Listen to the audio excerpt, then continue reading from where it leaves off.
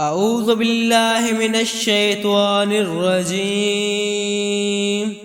بسم الله الرحمن الرحيم.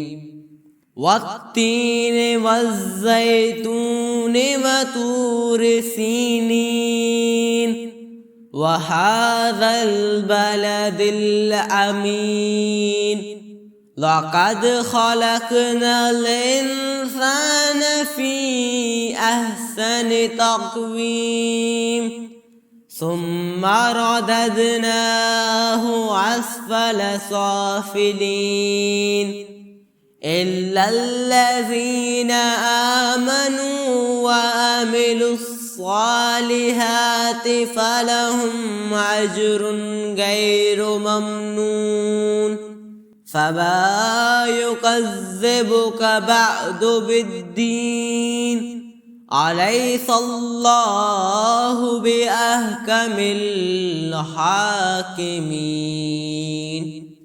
صدق الله العظيم.